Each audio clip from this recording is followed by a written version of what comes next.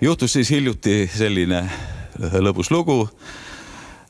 Augustis toimus Antsas laat ja me olime seal kontserti andmas laada pealaval.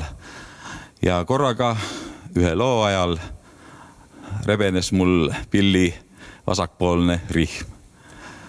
Nii ja siis jäigi lugu pooleli ja mis siis edasi teha, aga kus häda kõige suurem, seal ka abi kõige lähem ja pöördusin siis laadarahva poole, et kas kellelgi ei leiduks kogemata püksirihma, millega pilli siis parandada.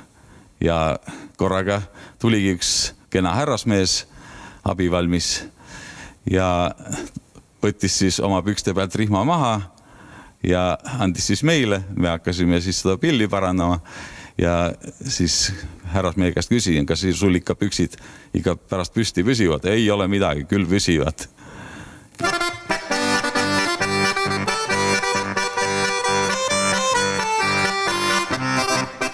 Lenda, lenda, lepalinn, viimast kord veel palun sind.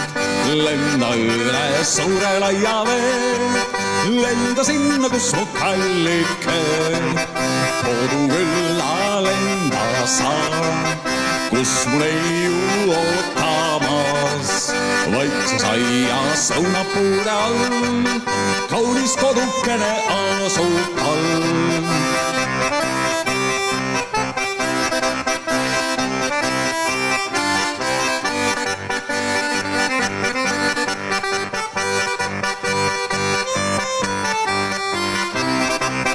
Lenda kiire lennul saa, lauldes teda tervita. Viida roosi õisi kaunimaid, suudusiga minult palavaid. Kaugel asub tema peid, ootab temalt sõnumeid. Ühte väikest teadet kallimalt, igatseb ta ikka pala.